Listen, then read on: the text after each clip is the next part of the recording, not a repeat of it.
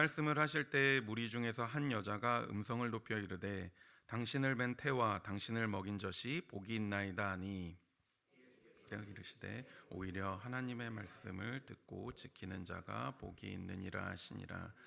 무리가 모였을 때 예수께서 말씀하시되 이 세대는 악한 세대라 표적을 구하되 요나의 표적밖에는 보일 표적이 없나니 요나가 니느웨 사람들에게 표적이 됨과 같이 인자도 이 세대에 그러하리라. 심판 때에 남방 여왕이 일어나 이 세대 사람을 정죄하리니 이는 그가 솔로몬의 지혜로운 말을 들으려고 땅끝에서 왔음이거니와 솔로몬보다 더 큰 이가 여기 있으며 심판 때에 니느웨 사람들이 일어나 이 세대 사람을 정죄하리니 이는 그들이 요나의 전도를 듣고 회개하였음이거니와 요나보다 더 큰 이가 여기 있느니라. 누구든지 등불을 켜서 속에나 말 아래 두지 아니하고 등경 위에 두나니 이는 들어가는 자로 그 빛을 보게 하려 함이라. 내 몸의 등불은 눈이라. 내 눈이 성하면 온몸이 밝을 것이요 만일 나쁘면 내 몸도 어두우리라. 그러므로 내 속에 있는 빛이 어둡지 아니한가 보라. 내 온몸이 밝아 조금도 어두운 데 없으면 등불의 빛이 너를 비출 때와 같이 온전히 밝히리라 하시니라. 아멘. 오늘 우리가 읽은 말씀은 크게 세 개의 단락으로 구분지어 볼 수 있습니다. 먼저 27절에서 28절 말씀은 누가 복된 자인지에 대해 말씀하고 있고, 이어서 29절에서 32절 말씀은 요나의 표적에 대해 말씀하고 있습니다. 마지막 33절에서 36절까지의 말씀은 등불 비유로 예수님이 말씀하고 있습니다. 사실 이 세 단락의 말씀을 살펴보면 각자 다른 말씀을 이야기하는 것처럼 보입니다. 한눈으로 쭉 성경을 봤을 때 연결해서 보기가 참으로 어렵습니다. 그런데 이 세 단락에서 보여주는 메시지들의 핵심을 보면 분명히 연관되어 있는 이 본문들 안에 공통점이 있다는 것을 우리가 바로 발견할 수 있습니다. 바로 하나님의 말씀입니다. 결론부터 말씀드리자면 하나님의 말씀을 듣고 지키는 것, 그것이 참으로 중요하다는 것을 오늘 우리가 보는 이 세 단락의 말씀을 통해 알 수 있습니다. 먼저 27절 말씀은 이 말씀을 하실 때 이 사건이 일어났습니다. 예수님이 이 말씀을 하실 때 어제 우리가 살펴본 말씀 뒤에 이 사건이 일어났습니다. 어제 말씀을 기억해 보면 어떤 일이 일어났습니까? 예수님이 말 못하게 하는 귀신을 내어 쫓으셨습니다. 이 일로 인해 사람들은 크게 놀랐고 그들 중 어떤 사람은 예수님을 모함하여 예수님이 귀신의 왕 바알세불을 힘입어 귀신을 내쫓아냈다 말하기도 합니다.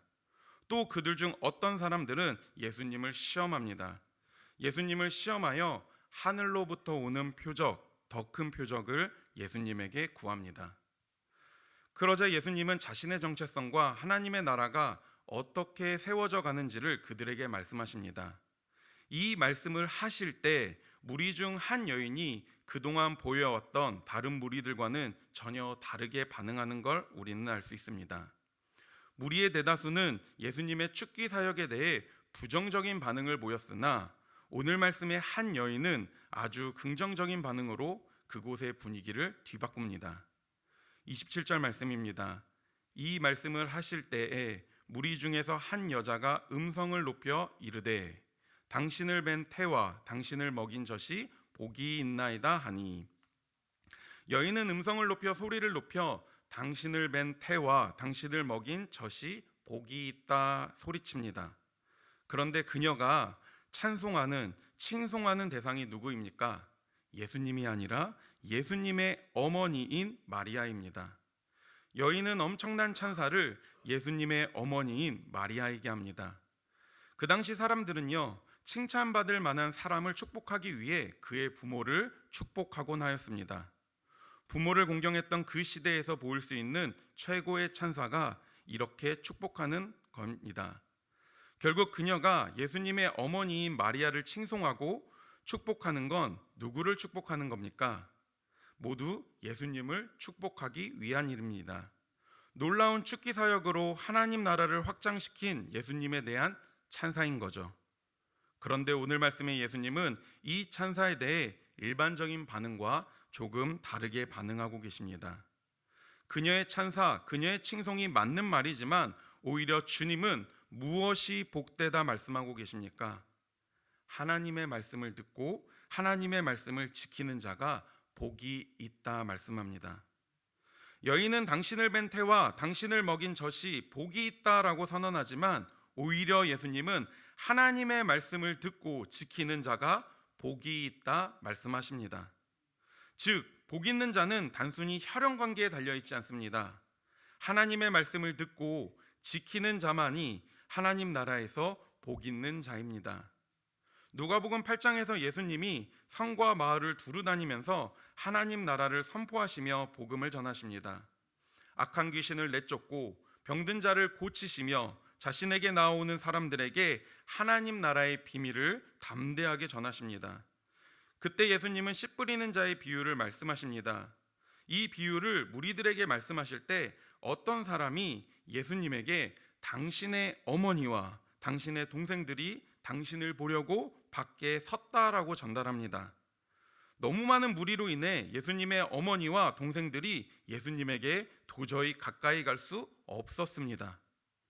그런데 그때 예수님이 어떻게 말씀하셨습니까? 누가복음 8장 21절에 말씀합니다. 내 어머니와 내 동생들은 곧 하나님의 말씀을 듣고 행하는 이 사람들이라 라고 말씀합니다. 예수님의 초점은요, 혈연 관계가 아닙니다. 내가 유대인이어서, 내가 아브라함의 후손이어서 하나님의 자녀가 되는 복된 삶을 누리는 것이 아닙니다. 하나님의 말씀을 듣고 행하는 것이야말로 예수님의 초점이고 예수님의 관심이었습니다. 그들이야말로 하나님 안에서 진정으로 복된 자들이었습니다. 곧 이어서 다시 표적에 대한 이야기로 화제가 전환이 됩니다. 16절의 무리 중 어떤 이들이 예수님에게 또 다른 표적을 구합니다. 그들이 표적을 구한 이유가 무엇입니까? 예수를 시험하려고 하늘로부터 오는 더 큰 표적을 구합니다. 이들의 목적은요, 예수님을 믿기 위함이 아닙니다. 그들이 예수님에게 더 큰 표적을 요구한 것은 귀신을 내어 쫓으신 예수님의 표적을 그들이 믿지 않는다는 걸 보여줍니다. 오늘 말씀에 예수님 또한 그들의 마음을 아셨습니다. 그래서 예수님은 이 세대를 악한 세대라라고 정의합니다. 표적밖에 구하지 않는 믿음 없는 세대, 악한 세대로 예수님은 정의하십니다. 예수님이 이들을 악한 세대로 정의한 까닭은 무엇입니까? 이 세대의 사람들이 하나님 나라를 거부하기 때문입니다. 하나님의 아들이신 예수님이 보이시는 기적과 이적을 그들이 믿지 않기 때문입니다. 예수님은 이들에게 표적을 보이시지만 이들은 예수님에게 또 다른 표적만을 요구합니다. 끊임없이 더 큰 표적을 요구함으로 예수님을 시험하고자 합니다. 결국 그들에게는 믿음이 없는 겁니다. 표적을 보여줘도 예수님을 믿지 않습니다.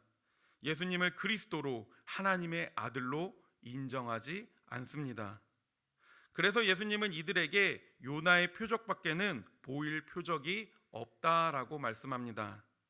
요나가 하나님의 말씀을 통해 니느웨 사람들에게 표적이 되었듯이 예수님도 자신의 말씀을 듣는 자들에게 표적이 된다 말씀하십니다. 요나는 하나님의 말씀을 따라 그 당시 악한 세대였던 니느웨라는 곳으로 갔습니다. 그곳에서 하나님의 말씀을 전합니다. 40일이 지나면 니느웨가 무너지리라는 아주 무서운 하나님의 심판을 그들에게 전합니다. 그러자 사람들은 어떻게 반응했습니까? 가장 먼저 왕이 듣고 회개합니다. 금식을 선포합니다. 심지어는 사람들에게 물도 마시지 말라라고 명령합니다. 사람뿐만 아니라 짐승에게까지 굵은 베옷을 입을 것을 명령합니다. 하나님께 부르짖어 그동안 자신들이 해왔던 악한 길에서 떠나겠다고 그들이 고백합니다. 그러자 어떤 일이 일어났습니까? 하나님이 뜻을 돌이키십니다. 그들의 기도대로 하나님이 뜻을 돌이켜 진노를 거두어 그들을 멸망시키지 않으십니다. 예수님도 마찬가지십니다. 요나처럼 예수님 또한 이 악한 세대에게 하나님의 말씀을 전하십니다. 요나가 니느웨에서 회개의 메시지를 전한 것처럼 예수님 또한 하나님 나라가 도래했고 회개의 필요성을 그들에게 선포하십니다. 요나를 통해서 전해지는 하나님의 말씀을 믿으면 니느웨는 삽니다. 실제로 니느웨는 표적인 요나를 믿어 하나님의 심판을 돌이킵니다. 어쩌면 이 악한 세대도 마찬가지죠. 이들이 살 수 있는 유일한 방법은 표적이신 예수님을 믿는 겁니다. 표적이신 예수님이 전하는 하나님의 말씀과 예수를 그리스도로 믿으면 이 악한 세대도 살 수 있습니다. 그렇다면 예수님이 요나입니까? 아닙니다. 예수님은 요나보다 더 큰 이이십니다. 예수님은 악한 세대에게 요나보다 더 큰 이가 여기 있다라고 말씀하고 계십니다. 예수님은 사람들의 회개를 촉구하기 위해 또 다른 예를 더 말씀하십니다. 솔로몬을 예로 말씀하십니다. 열왕기상 19장의 이야기죠. 남방 여왕인 스바 여왕이 솔로몬의 지혜의 말을 들으려고 땅끝에서부터 예루살렘까지 찾아왔습니다. 솔로몬의 지혜를 들은 여왕은 솔로몬이 복되다 칭송합니다. 그리고 지혜를 주신 하나님을 찬양하고 많은 예물을 솔로몬에게 바칩니다. 그런데 그들 앞에 지금 누가 서 있습니까? 솔로몬보다 더 큰 이인 예수님이 있습니다. 지혜의 근원이 되시는 예수님이 그들 앞에 있습니다. 솔로몬보다 요나보다 더 큰 이인 예수님이 그들 앞에 있습니다. 솔로몬과 요나를 통해 이방인들조차 하나님을 믿었는데 지금 이 자리에 있는 악한 세대는 솔로몬보다 더 큰 이이신 예수님을, 요나보다 더 큰 이이신 예수님을 전혀 믿지 않습니다. 예수님이 이들에게 원했던 건 진정한 회개였습니다. 하나님의 말씀에 반응하여 하나님께 돌아와 하나님의 말씀을 듣고 지키는 자가 되는 것이었습니다. 그리고 이어서 예수님은 등불 비유로 그들의 상태에 대해 말씀하고 계십니다. 이 비유에서 예수님은 등불의 위치와 기능에 대해 말씀하십니다. 33절 말씀입니다. 누구든지 등불을 켜서 움속에나 말 아래 두지 아니하고 등경 위에 두나니 이는 들어가는 자로 그 빛을 보게 하려 함이라. 사람은 누구든지 등불을 켜면 움속에나 말 아래 두지 않습니다. 예수님은 등불을 어디에 둔다 말씀하고 계십니까? 어두운 곳에 빛을 비추기 위해, 그 빛을 보게 하기 위해 등경 위에 둔다라고 말씀합니다. 사람들이 등불을 켜는 이유는 어두운 곳을 밝히기 위함입니다. 그러므로 예수님의 가르침은 모든 어두움을 밝히는 등불입니다. 예수님이 전하는 하나님의 말씀은 모든 사람이 볼 수 있도록 만들어진 빛입니다. 그러면서 예수님은 우리의 몸의 눈이 등불 역할을 한다 말씀합니다. 여기에서 눈은 시력과 관련된 것이 아닙니다. 눈의 시력이 좋고 나쁨에 따라 몸이 밝아지고 몸이 어두워지는 것이 아닙니다. 시력과 상관없이 건강한 눈, 성한 눈에 빛이 비추게 되면 몸이 밝아지는 것이고, 건강하지 못한 눈, 나쁜 눈에 빛이 비추게 되면 자연히 그 눈이 빛을 온전히 받아들이지 못하여 자연히 몸이 어둠을 밝히지 못하게 되는 겁니다. 결국 영적인 눈, 영안이 건강하고 건강하지 못하느냐에 따라 몸의 밝음과 어둠이 결정나게 됩니다. 하나님의 말씀은 어둠을 밝히는 빛입니다. 우리의 영혼과 우리의 삶을 비추는 빛과 같습니다. 우리의 영적인 눈이 건강하고 성하면, 온전하다면 우리의 몸은 자연히 밝아질 겁니다. 예수님이 말씀하신 것처럼 하나님의 말씀을 듣고 지키는 자의 삶을 살아갈 겁니다.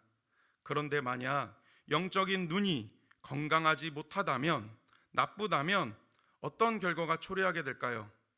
하나님의 말씀이 들려져도 그 말씀을 온전히 믿지 못하게 됩니다. 하나님의 말씀이 내 몸의 어둠을 전혀 내쫓지 못합니다. 오늘 말씀에 하나님의 말씀을 듣고 지키는 자들은 건강한 눈을 소유한 자들이 아니었습니다. 그들의 온몸은 어두웠습니다. 표적을 구하는 악한 세대였습니다. 나쁜 눈이었습니다. 건강하지 못한 눈이었습니다. 그래서 그들의 온몸은 어두웠습니다. 그때 예수님은 그들을 향해 이렇게 말씀합니다. 그러므로 내 속에 있는 빛이 어둡지 아니한가 보라. 저는 이 말씀을 묵상하면서 참으로 안타까운 마음이 들었습니다. 예수님은 그들에게 또다시 기회를 주십니다. 돌아올 기회, 회개할 기회를 주십니다. 그럼에도 불구하고 악한 세대는 어떻습니까? 주님의 말씀을 들어도 또 다른 표정만 요구할 뿐입니다.